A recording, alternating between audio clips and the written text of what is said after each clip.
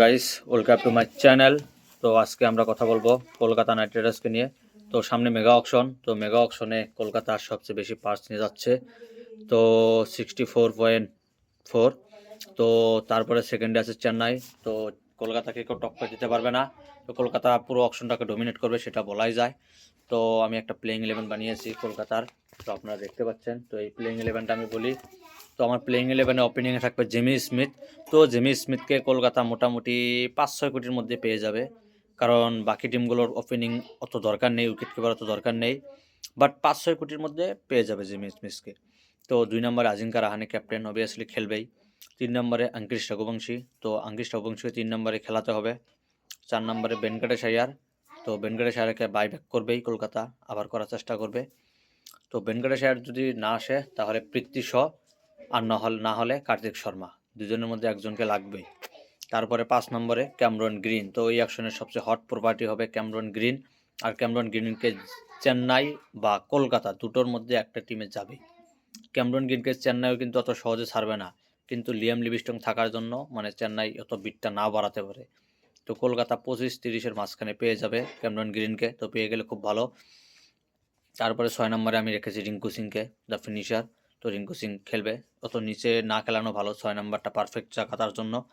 7 নম্বরে রমনদীপ সিং, আরেকজন finisher Indian. 8 নম্বরে সুনীল নারায়ণ, তো সুনীল নারায়ণকে আমি ওপেনিংয়ে রাখবো না, কারণ ওপেনিং জুটিটা সুনীল নারায়ণের কোনো ভরসা নেই। এক সিজন দিয়ে দিয়েছে মানে এর মানে তাই না যে প্রপারলি ওপেনার।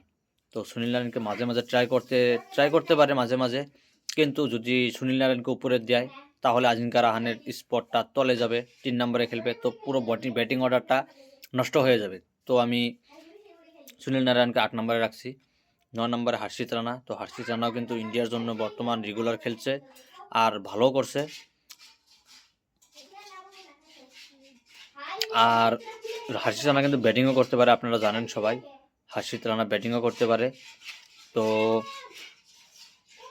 9 নম্বরে খেলবে। 10 নম্বরে খেলবে বরুণ চক্রবর্তী, তো যে র্যাঙ্কিং বর্তমান আইসিসি র্যাঙ্কিংয়ে নাম্বার 1 বলার। তো সে কিন্তু ডোমেস্টিকে মানে শায়দ মুস্তাক আলী ট্রফিতে তো ভালো বল করতে পারছে না, কিন্তু ইন্ডিয়ার হয়ে টি-20 দেখা যাবে, সাউথ আফ্রিকার সঙ্গে আছে, সেখানে বুঝতে পারবো সে কেমন ফর্মে আছে। তো 10 নম্বরে বরুণ চক্রবর্তী। 11 নম্বরে মাতিসা পাতিরানা, না হলে জ্যাকব ডাফি, দুজনের মধ্যে একজনকে লাগবেই কলকাতার। তো আমি মনে করছি মাতিসা পাতিরানা না হলে জ্যাকব ডাফি, দুজনের মধ্যে একজন, মানে মোটামুটি 8-10 কোটির মধ্যে এসে যাবে। আর 12 নম্বর ইম্প্যাক্ট প্লেয়ার বৈভব অরোরা, না হলে উমরান মালিক বা অনুকূল রয়কেও খেলাতে পারে স্পিনার। অনুকূল রয় কিন্তু ভালো ছন্দে আছে, আর সেট মুস্তাক আলী ট্রফিতে বেস্ট পারফরমেন্স দিচ্ছে, অলরাউন্ডারের মধ্যে 1 নাম্বার, ব্যাটিং বোলিং দুটোতেই কিন্তু জিতাচ্ছে, খেলা জিতাচ্ছে আর ম্যান অফ দ্য ম্যাচ হয়ে যাচ্ছে। তো আমার প্লেইং 11টা কেমন লাগছে আবার বলে দিই। ওপেনিংয়ে জেমি স্মিথ আর অজিঙ্কা রাহানে, 3 নম্বরে আঙ্কিশ রঘুবংশী, 4 নম্বরে ভেঙ্কটেশ আয়ার, 5 নম্বরে ক্যামরন গ্রিন, 6 নম্বরে রিঙ্কু সিং, 7 নম্বরে রমনদীপ সিং, 8 নম্বরে সুনীল নারিন, 9 নম্বরে হর্ষিত রানা, 10 নম্বরে বরুণ চক্রবর্তী, 11 নম্বরে মাতিসা পাতিরানা, আর ইম্প্যাক্ট প্লেয়ার বৈভব অরোরা বা উমরান মালিক বা অনুকূল রয়, তিনজনের মধ্যে যে কোনো একজনকে নিতে পারে। তো এখানে বোলিংয়ের অপশন দেখুন, 1 2 3 4 5 6, তো 6টা বৈভব অরোরা, মাতিসা পাতিরানা, বরুণ চক্রবর্তী, হর্ষিত রানা, সুনীল নারিন এবং ক্যামরন গ্রিন। তো 6টা বোলিং অপশন পেয়ে যাচ্ছে। এবং বিগ হিটার বললে ক্যামরন গ্রিন, রিঙ্কু সিং, রমনদীপ সিং এবং আপনারা বলতে পারেন জমি স্মিথ এবং সুনীল নারায়ণকে বলতে পারেন, বাট লোয়ার অর্ডারে সুনীল নারায়ণ অত ইফেক্টিভ না, তো সেটা নিয়ে কথা বলবো না।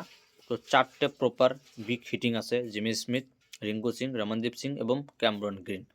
তো এই প্লেইং 11টা নিয়ে নামলে কেকেআর যথেষ্ট শক্তিশালী হবে। তো আমি মনে করছি এই প্লেইং 11টা কলকাতা নিয়ে নামবে, ঠিক আছে। তো আশা করছি ভালো লেগেছে, ভালো লাগলে সাবস্ক্রাইব করবেন, ধন্যবাদ।